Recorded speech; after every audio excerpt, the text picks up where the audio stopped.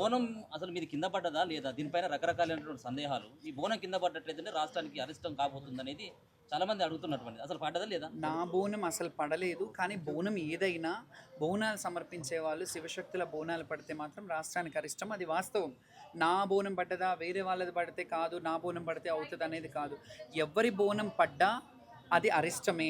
కాబట్టి మీరు ఆలోచించుకోవాల్సిన విషయం ఏంటంటే ముందుగా క్లారిఫై ఇవ్వాల్సిన విషయం ఏంటంటే నా బోనం పడలేదు. కానీ ఎప్పుడూ వచ్చే విధంగా సంతోషంగా సంతృప్తికరంగా బోనాలు నేను తీసుకురాలేదు. అక్కడ మీరు బాగా ఇబ్బంది పడుతున్నట్టు, ఒకవేళ అంతసేపు చేసిన టైంలో కూడా మీరు బాగా ఏడ్చినట్టు, అక్కడ కూర్చొని ఇబ్బంది పడుతున్నట్టు కూడా చూపించారు కొన్ని వీడియోలు. అది సోషల్ మీడియాలలో కొంతమంది వక్రీకరించి మేము అక్కడికి వెళ్ళిన మాట వాస్తవమే, ఇట్లా మీడియా ఛానళ్ళు అవి ఇవి అన్నీ మాట్లాడేసరికి ఒక్క పొద్దు ఫాస్టింగ్తో ఉండడము 3-4 ఇప్పుడు నాకు కూడా ఇన్ని సంవత్సరాలు నేను చేస్తున్నాను, నా వయసుకి కానీ అది కానీ ఇబ్బందికరంగా 15-20 కిలోల బరువుని మోసి పొద్దుటి నుంచి ఉపవాసంతో నేను అక్కడికి దేవాలయానికి రావడం జరిగింది. 1 గంటల కంటే 2:30 నుంచి స్టార్ట్ చేస్తే అక్కడికి వచ్చేసరికి 5 అయ్యింది. సుమారు 5 ప్రాంతంలో నేను అక్కడ ఉన్నాను. అందరూ మాట్లాడి కొంచెం నాకు గిడ్డినెస్ వచ్చింది. ఎందుకంటే ఆ బరువును మోసుకొని వచ్చాను, అదంతా చేశాను. ఎప్పుడు పక్కకి వెళ్ళిపోయే వాళ్ళం. అందరితో మాట్లాడేసరికి కొంచెం గొంతు తడారి కొంచెం స్పృహ తప్పిన మాట వాస్తవం. అది అయిపోయినాక అక్కడ మెడికల్ టీమ్స్ ఎవరు ఇది చేయలేదు. అది నడి రోడ్డు మీద పడ్డాను నేను. వాళ్ళు ఇంకా దీన్ని డ్రామా అది అంటే వాళ్ళకి తప్పు, వాళ్ళు చేసిన తప్పిదాన్ని నా మీద నా భుజాల మీద షూట్ చేస్తున్నారు. ఎందుకంటే మెడికల్ టీం ఏమైంది అక్కడ నేను కింద పడిపోతే, సరే డ్రామా చేస్తున్నానో కింద పడ్డానో ఏదో ఒకటి చేశాను. మీ బాధ్యత కదా నన్ను పక్కకు లాక్కొని తీసుకెళ్ళాలి. నేను కింద పడ్డప్పుడు మీరు కదా లేపుకొని తీసుకెళ్ళాలి. మాకు వాటర్ ఇచ్చి కొంతసేపు అయినాక వచ్చినాక నేను మాట్లాడాను. ఏంటంటే ఇట్లా జరుగుతుంది అన్నప్పుడే ఒకరు వచ్చి బోనం పెట్టారు అక్కడ. మేము అక్కడ ఉన్నప్పుడే అక్కడే వేరే వాళ్ళు అయ్యో ఏమైంది మాకు ఏం తెలియదని కొంతమంది కావాలని కూడా చేసిన వాళ్ళు ఉన్నారు. సో బోనం అక్కడ పెట్టేస్తే అమ్మవారికి ఎక్కాల్సిన బోనం కదా, ఇది నేలపాలయ్యిందని భావోద్వేగానికి లోనయ్యాము, ఏడ్చాము. ఇదంతా అక్కడ జరిగిన సినారియో. ఇది అర్థం కాకుండా షార్ట్కట్లో వేసేసి ఇష్టం ఉన్నట్టు ప్రచారం చేసుకొని వాళ్ళ పబ్బం గడుపుకోవడానికి యూట్యూబ్ ఛానల్లో కొందరు వక్రీకరించి రాశారు. దానివల్ల ప్రభుత్వానికి ఇబ్బందే. ప్రభుత్వం మాతో సామరస్యంగా జరిపిన మంతనాలు ఏవైతే ఉన్నాయో, ఏవైతే చెప్పారో వాళ్ళని మాకు సలహాలు ఇచ్చిన ప్రభుత్వం ఏదైతే మమ్మల్ని సామరస్యంగా కూర్చోబెట్టి మాట్లాడిందో దాని మీద కూడా విమర్శించారు. ఈ విమర్శలు ప్రభుత్వం కూడా ఇలాంటి వాళ్ళ మీద చర్యలు తీసుకోవాలని డిమాండ్. అంటే ఇప్పుడు ప్రభుత్వం విఫలమైపోయిందా, సఫలమైపోయిందా? ఏర్పాట్లు చేయడంలో ప్రభుత్వం ఫెయిల్ అయిపోయిందా? ఖచ్చితంగా చర్చలా మీరు అనేది 100% ఏర్పాట్లు నేను చెప్పాల్సింది ఏం లేదు. మీ అందరి మీడియా దగ్గర వీడియోస్ ఉన్నాయి. నేను చెప్తే కాదు, మీరు టెలికాస్ట్ చేయండి. నేను అనేది నేను ఎప్పుడో చెప్పేశాను. కానీ మీరు అన్నీ చూసారు అక్కడ ఎవరు ఇబ్బందులు పడుతున్నారు, ప్రజలు ఎలా ఇబ్బంది పడుతున్నారు, శివశక్తులు ఎలా ఇబ్బంది పడుతున్నారు. కొంతమంది స్పృహ తప్పి కోల్పోయారు. 4-5 గంటలు క్యూ లైన్లు అయినాయి.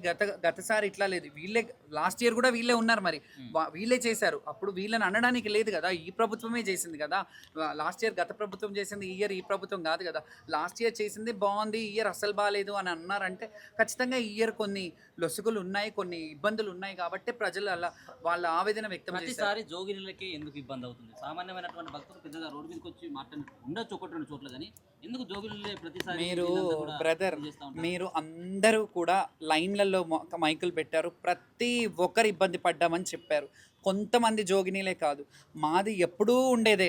మాది ఈ ప్రభుత్వము ఎప్పుడు ఇదేంటి జుగల్బందీ చేస్తూనే ఉంటుంది మాతో. కానీ కామన్ పబ్లిక్ ఏదైతే ఉందో వాళ్ళందరికీ మీరు మైకులు పెట్టి అడిగారు కదా, అవి చూసుకోమనండి. అవి చూశారు కదా, మీ ఛానళ్ళల్లోనే చూస్తారు కదా. ఇప్పుడు నా వీడియో వేసే కింద అన్నీ అవే ఉంటాయి కదా. సో ప్రజలు చెప్పింది నేను చెప్పింది కాదు. కానీ నేను కూడా సంతృప్తిగా లేననేది మాత్రం. మంత్రి గారితో జరిపిన చర్చల్లో ఎంతవరకు సఫలమైంది? మంత్రి గారు అప్పటికప్పుడు చెప్పారు, కానీ ఎండోమెంట్ మినిస్టర్ గారు మాట్లాడలేదు. అదొక్కటే కొంచెం బాధ. ఆమె అంటే ఒక మహిళా మంత్రి ఉన్నారని చాలా సంతోషిస్తున్నాను. కానీ వాళ్ళు స్పందించి ఒక విమెన్ కాబట్టి ఇలా జరిగిందని తొందరగా పిలుచుకొని మమ్మల్ని ఇట్లా కాదమ్మా మంచిగా చేద్దామని వాళ్ళు పూనుకొని వాళ్ళు కూడా మమ్మల్ని సహకరించి మళ్ళీ బోనాలు చేద్దాము, ఏదైనా జోగు బోనాలు తీయండి, ఈ రాష్ట్రంకి మంచిది కాదని ప్రోపగెండా వెళ్ళిపోయింది. నిజమే, అది మంచిది కాదు ఇట్లా బోనాలు పడిపోవడం. మీరందరూ వచ్చి బోనాలు చెయ్యండి అని అంటే ఖచ్చితంగా మేము సపోర్ట్ చేస్తాం కదా. దాన్ని కూడా రాజకీయం చేస్తుంటే మేము ఏమనాలి? ఎగ్జాక్ట్లీ మొన్న మీరు మాట్లాడుతూ మారు బోనం కూడా మేము చేస్తాము, డేట్ ని కూడా ప్రకటిస్తామని చెప్పేసి చెప్పడం జరిగింది. ఎప్పుడు చేయబోతున్నారు? అదే ప్రభుత్వం ఒకవేళ మమ్మల్ని అడిగి చేపిస్తే చేస్తాము, లేదంటే ఎవరు పూనుకొని ఏ ప్రభుత్వంలో ఉన్న వాళ్ళైనా సరే, వీళ్ళు ఉంటారో రేపు వాళ్ళు ఉంటారో ఎవరుంటారో మాకు తెలియదు, ఎవరు సగౌరవంగా బోనాలని జోగినీల బోనాలని ప్రత్యేకమైన గుర్తింపు ఇచ్చి వాళ్ళకు ప్రయారిటీ ఇస్తారో అప్పుడు ఆ గుళ్ళల్లోకి అడుగులు పెడతాం మేము ఘనంగా. ఇట్లా చేస్తుంటే మాత్రం గుళ్ళల్లో దేవాలయ దర్శనాలకు కూడా మీరు మమ్మల్ని ఇట్లా ఇది చేయడము, ఇట్లాంటి ఇబ్బందులు పెట్టడం మాత్రం తగిన ఇది పద్ధతి కాదు. అంటే మీకు సపోర్ట్ ఇంకెవరు రాలేదనుకో, మీరు ఒక్కళ్ళే వచ్చి ప్రెస్ మీట్ పెట్టాల్సి వచ్చింది. 2 రోజులు ఉంది బోనాల పండుగ. అందరూ ఎవరి ఇళ్ళల్లో వాళ్ళ పండుగలు ఉన్నాయి. ఇప్పుడు నేను ఎందుకు వచ్చానంటే ఇక్కడ పర్సనల్గా నా మీద అటాక్ చేస్తున్నారు కాబట్టి నేను వచ్చాను. చాలామంది ఉన్నారు, చాలామంది వస్తుంటారు. మీరు రేపు ఎక్కడన్నా కనిపిస్తే కూడా వాళ్ళని అడగొచ్చు.